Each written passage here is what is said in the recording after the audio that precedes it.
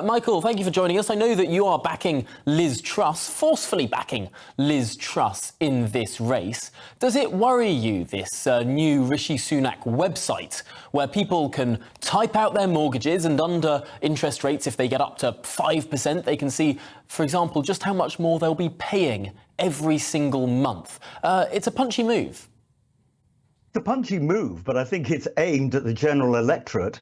It's not aimed at the important electorate, which are the people who are going to be voting, making the choice between Sunak and Liz Truss. And the issue will be, I think they'll think it's just a gimmick.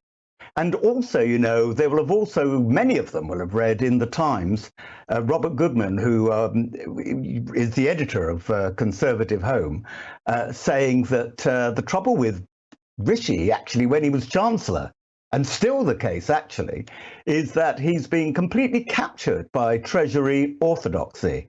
Now, some economists will say that's fine, but when you actually look at the United States, they're doing what Liz Truss is advocating, namely they're investing to help keep inflation down, even though the investment exceeds income from taxation temporarily.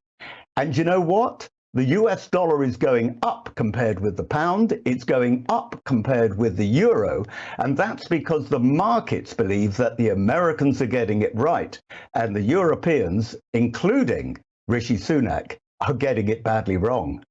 Well, I suppose this is the fascinating point about having this battle on economics. Clearly everyone can see that the economy is not in a good place right now. We're predicted now, according to the Bank of England, 5 consecutive quarters of recession and inflation up to 13%. Of course, that will be associated with interest rate rises as well. Clearly not a good position. Now, Rishi Sunak's argument is that he's the man to steer us through that troubled water. However, I suppose one of the things going against him is that he was the man that, some might argue, drove us into that water in the first place. That's precisely the case. And people will say, look, he was Chancellor for 2 years. So why didn't he advocate and do then what he's now advocating, which it seems to be a complete U-turn on everything he was doing when he was Chancellor? The trouble is, Rishi has 2 problems which he has to overcome if he's going to win this leadership election with Conservative Party members. The first is credibility, and the issue that he was Chancellor creates a huge credibility gap. And the second one is loyalty. We mustn't forget that Conservative Party members, ordinary members out there, are pretty loyal people. And, you know, yesterday it was that the YouGov polling company did a poll, which you've mentioned at some length, Tom. And one of the questions which they asked was, all right, if Boris were on the ballot paper, how would he do in a leadership election? If it was 3 of them, Boris, Rishi and Liz, and Boris would win with 40% of the vote.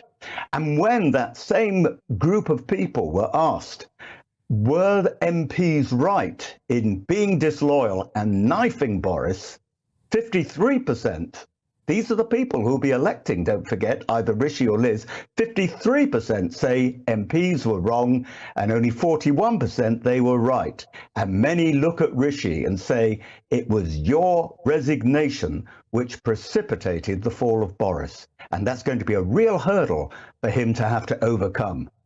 That may well be the case, but we do know that the rules of the Conservative Party are clear. The resigning Prime Minister cannot himself be a candidate in the subsequent leadership election. Is that not then perhaps not the best endorsement of your favoured candidate, Liz Truss, saying that actually you wouldn't rather Liz Truss were Prime Minister, you'd rather Boris Johnson were Prime Minister, and to some extent you're saying she's second best? Well, I think what I'm saying is that people want Boris more than either of them. And that's partly because they know and love Boris, and they know Liz and Rishi less. Why? Because they've not been Prime Minister. But it's interesting, even in that poll, Liz comes out better than Rishi. But as you quite rightly say, it's academic. A, Boris will not be able to go onto the poll because of party rules. B, I don't even think Boris wants to go back into the poll after the way he's been treated. And frankly, who can blame him? Well, let's turn back to economics now, because there was a pretty seismic intervention by Nigel Lawson today in The Telegraph. Now, he was Margaret Thatcher's longest-serving Chancellor, of course, and he really did criticise the policy of Liz Truss, suggesting that it would be following in the footsteps of the Conservative budget of 1972, a budget that had all sorts of giveaways, tax cuts and spending rises that then was incredibly popular at the point at which it was announced, but a year or two later led to much higher inflation than other countries and ultimately kicked the Tories out of office. Do you see any parallels there, as the former Chancellor Nigel Lawson does? No. And let me explain why. First of all, that period, there were structural weaknesses in the British economy. This was at a time of labour unrest. This is back in 1972, when the miners' strike was about to happen.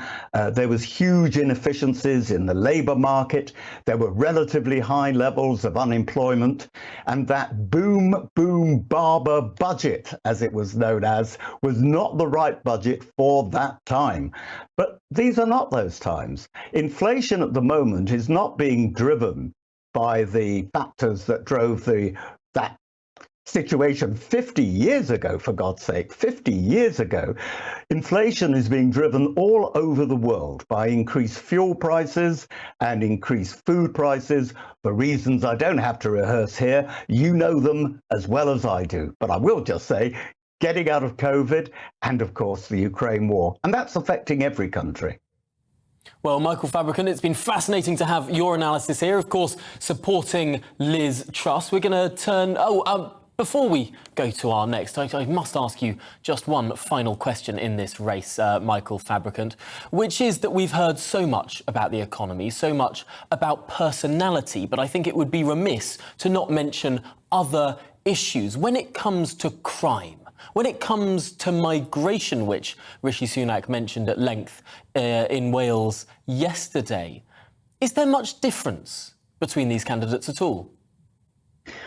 Well, it's interesting, of course, that Liz Truss, we know her as being a foreign secretary, as she is now, because she didn't resign.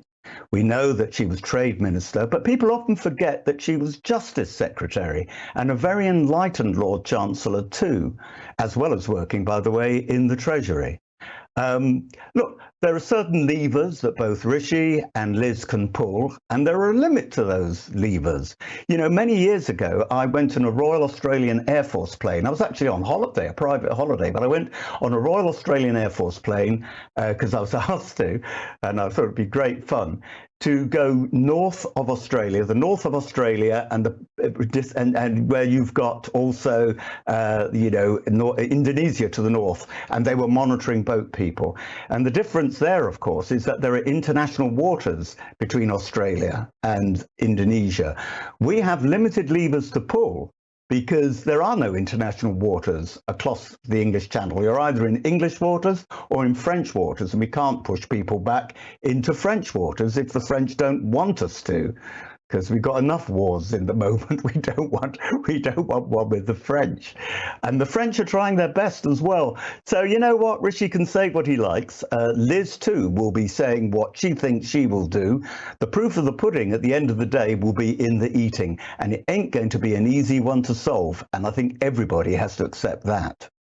Fabricant, you say we don't want war with the French, although looking at the arms race of pledges we're seeing between these candidates, I wouldn't be surprised if Rishi Sunak starts to propose that anytime soon. That will be desperate. That will be desperate. Say that in jest. But no, Michael Fabricant, thank you so much for being with us this afternoon on The Briefing. Really appreciate your time.